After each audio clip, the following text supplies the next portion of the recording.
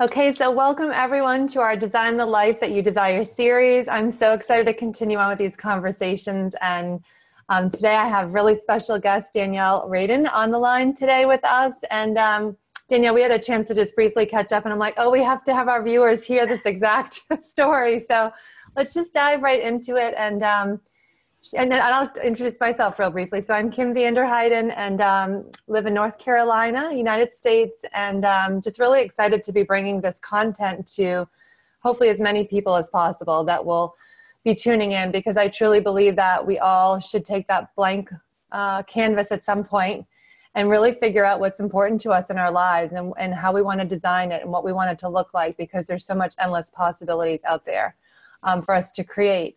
And my core belief for myself is I was in corporate America, but I do believe that women should have the ability to have a thriving career and be home with their kids. And I know we were chatting about this a little bit, but so Danielle, tell us about your initial journey and what brought you to your confidence coach business that you have.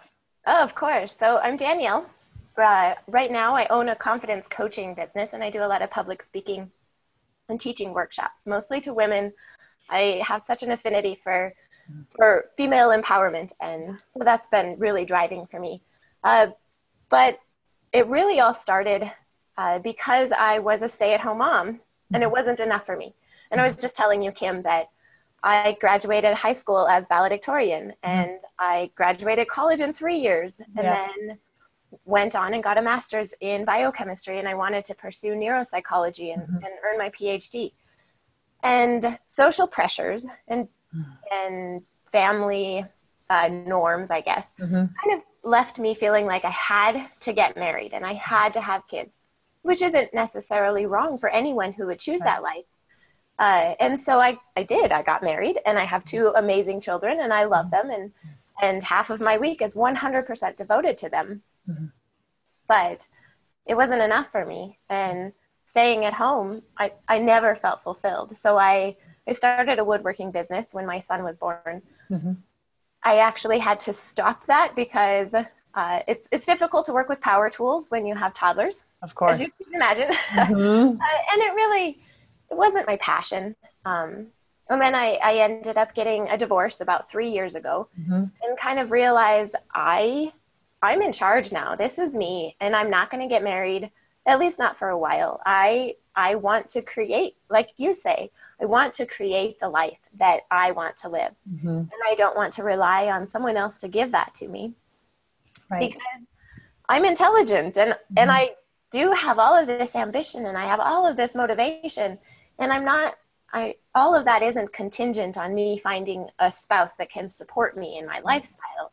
I should be able to choose my lifestyle. Absolutely. So that's really what led me to where I am now. Yeah. So you had this defining moment where you, I think it was kind of brewing inside you, right? That you loved having something of your own and loved contributing or having, some purpose and fulfillment in addition, not instead of it, in addition to being a mom. Yes. And so you had this defining moment. What led you to confidence coaching and what led you to, and we'll dive into it. It'll almost be like a 2-part question, right? Because I think once you have that defining moment that you don't want to continue on the path that you're on and you want things to change and you have this vision of what you're passionate about and how you want that to look like. And then it's like, okay, well, I'm sure these voices might've crept in like, Danielle, like, is that the smart thing to do? Is that the safe thing to do? Is that right? So we've got to quiet down the voices. We've got to move past the fear. We've got to get in the right mindset. So, turn the clock back 3 years ago. You decide like, I have so many gifts to give.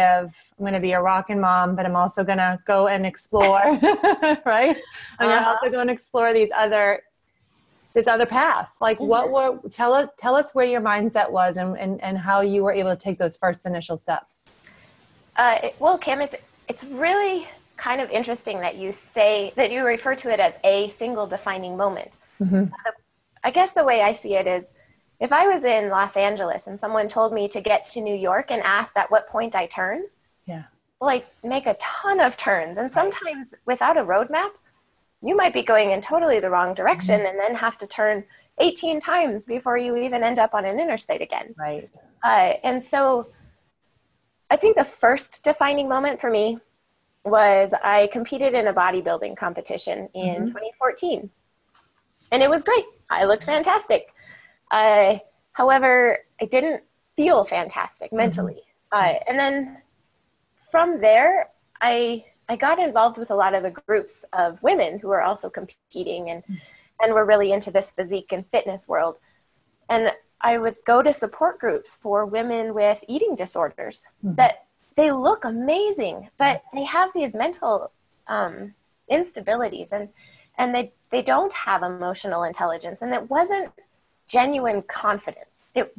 Even though that's what's coming out in their pictures, right? They were lacking so much, and they want to be motivational, they want to be inspirational, but something inside of them just wasn't whole. Yeah. And so seeing this really impacted me, which is, I think, why I was drawn to confidence as something that we genuinely need. Right. And even talking about it gives me goosebumps. Yeah. I was so just blown away by the amount of depression and anxiety and bad relationships that these women were going through, all in an effort to have a six-pack. And they weren't happy with themselves. And through all of that, I'm a little bit of a nerd. I'm going to put that out there. Over here on my bookshelf in the corner, I have about 20 books that I've read in the past couple of months. And most of them are neuropsychology books or sociology books, a couple anthropology.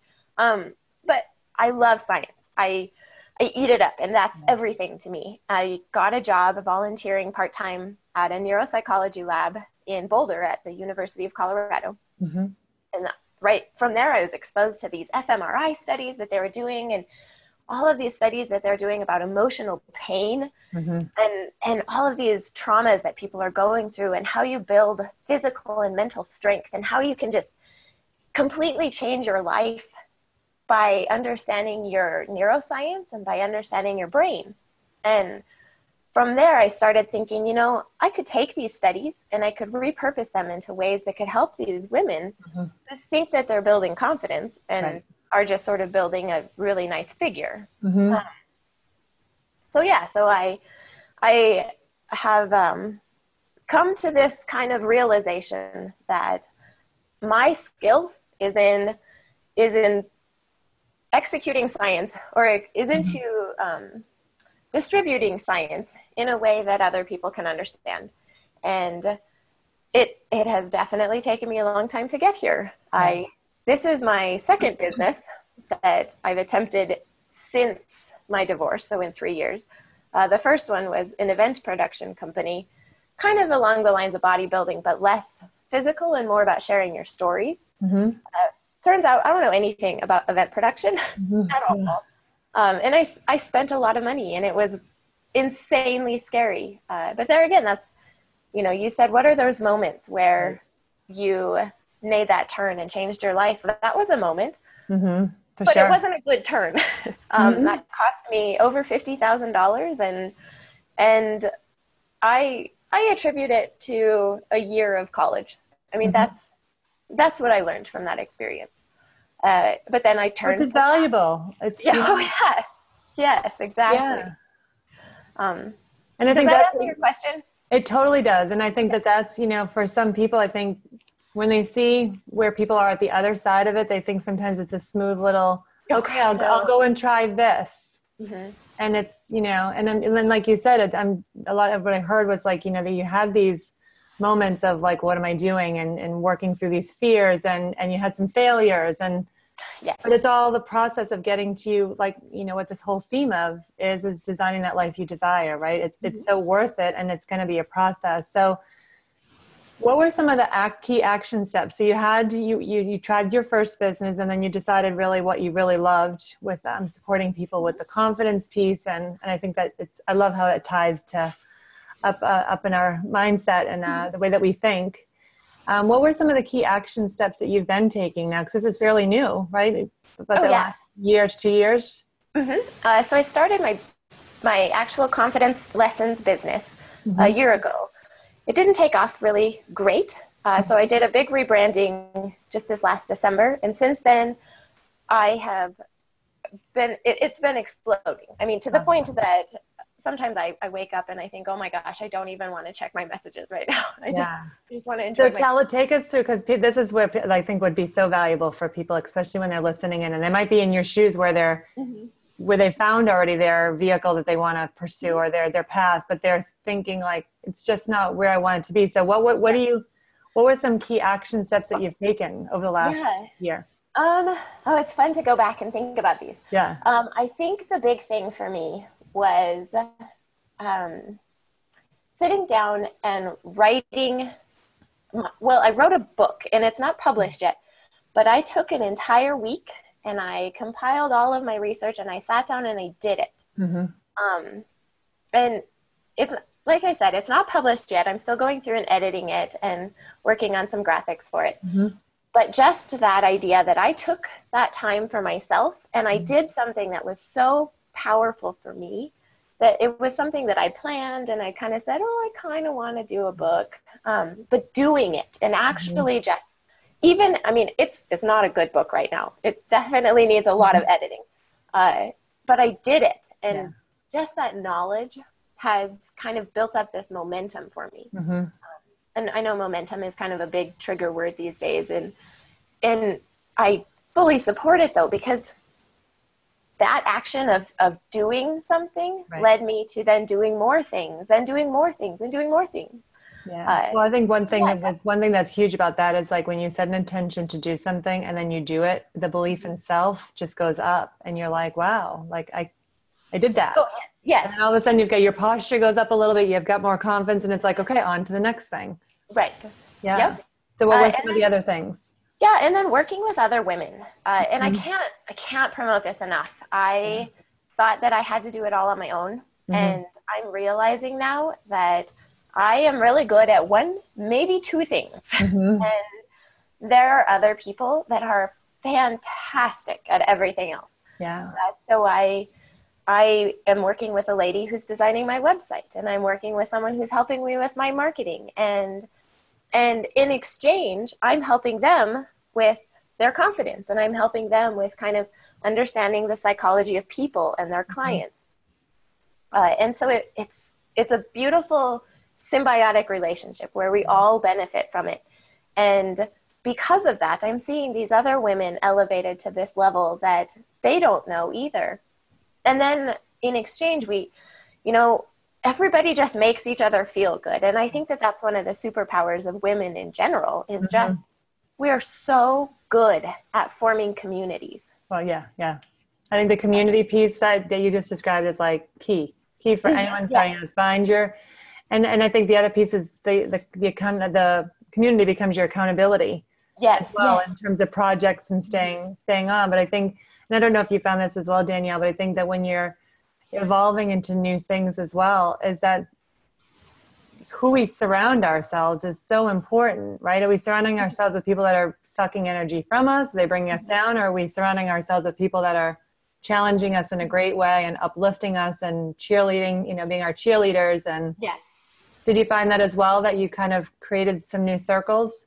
Oh, yes. So I mentioned I got divorced 3 years ago. I felt completely abandoned.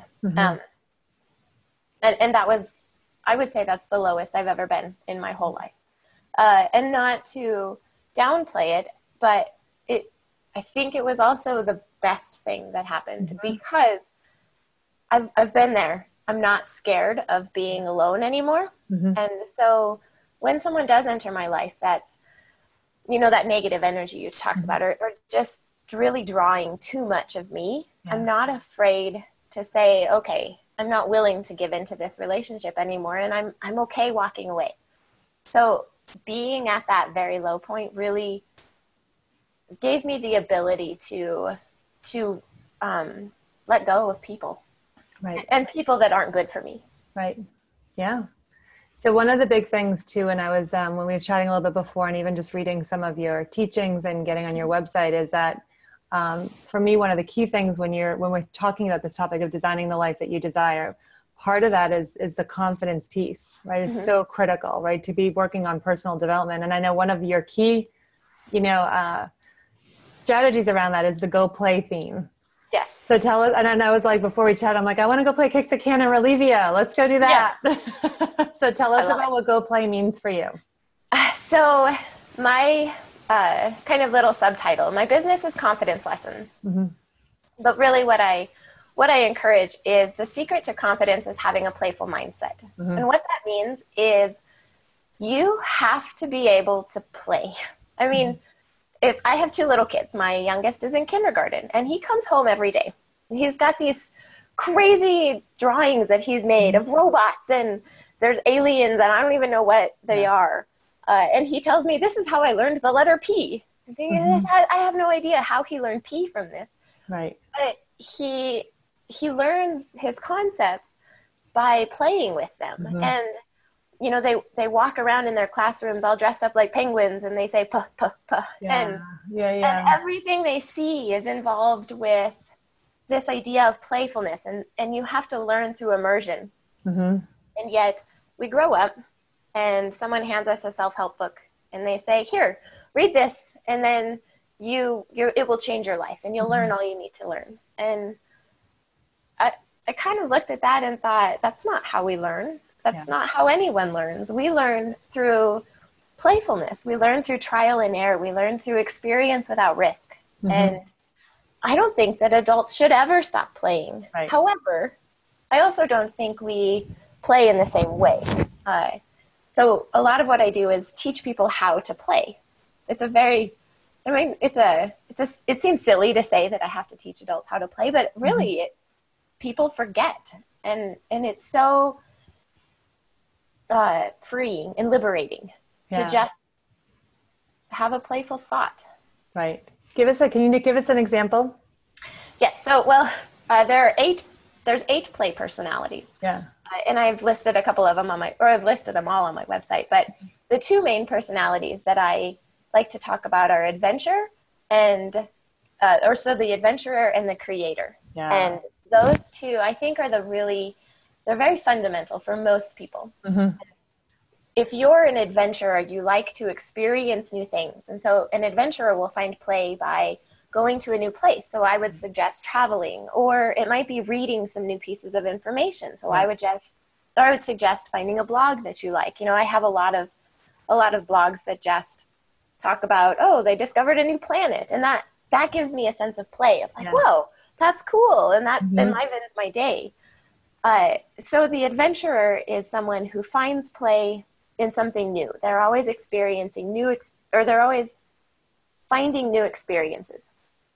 And then on the other side of that is the other play personality that I think is a foundational one, and that's the creator. Mm-hmm. And that person isn't necessarily looking for something new that's outside of themselves, but they take what's inside and then create something new. And so the creator might be the person that I say, wake up in the morning and write something in your journal, write a poem, draw a picture. While you're on the phone having a meeting, draw out what you're talking about. Don't list it out in bullet points. Draw little caricatures, or, get out a thing of Play-Doh and just create. And that really changes the way that you think about life. Yeah. So those are really the 2 kind of basic foundational play personalities that we go over. Right. No, I love that. Because I'm like, because I'm such a literal person. I'm like, okay. And I totally, I love adventures, love them. And that's what I think it gives me so much energy too. When I'm like, even a new restaurant, like even going to a new restaurant and tasting new foods. Yeah. Love that. So, people I'm sure are going to be inspired by this and thinking, whether, like we talked about, whether they're already kind of found their path or whether they're thinking, well, maybe I'm feeling a little stuck and I want to try something new. Like what would be, a key piece of advice you would give that person? I'm sure there's many. The best thing that I could say is what my mother told me when I was 6 is to go outside and play. In a sense of play, you lose your sense of self, which meditation is a big thing. And people say, I want to be in the flow and I want to lose that judgment of myself. Mm-hmm. And what I say is that an 8-year-old who is completely immersed in their game of Ninja has no concept of embarrassment. None. And they have no concept of Yeah. self. And when you can find that sense of play in yourself, then you lose the self-judgments and you lose those fears and those inhibitions.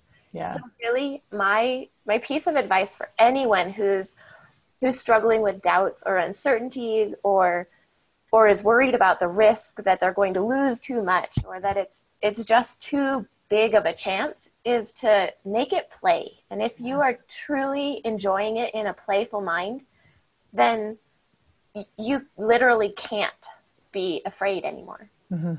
I love that. Yeah. Awesome tip. Well, thank you so much for your time today. It's been a blast getting to know you, and thank you for all that you shared. And I know you have something that you want to offer our viewers today. Sure. Yeah. Well, so I can offer just a free consultation to anyone, and you're always welcome to call. Right now I'm doing kind of a series about the science of mindfulness, or the science of manifesting, excuse me. We were talking about meditation earlier. Yeah. But I think a lot of what people get hung up on is this idea of manifesting money, especially, and that's this big concern for everyone.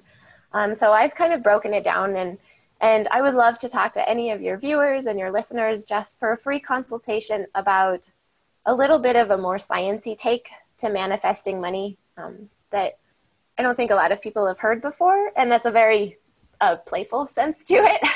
Love that. So I would love to be able to talk to them, and there's no pressure whatsoever. It's just my gift to them. Awesome. Well, thank you so much. I know that I'm sure you're going to be getting lots of people, because it is a hot topic. Yeah. Oh, yeah. It's a hot topic. Exactly. Yeah. And I think it is when you put stuff out there in lots of different areas, it is what's going to come back. So thank you so much for your time today, Danielle. I so appreciate it. Yeah. Thank you.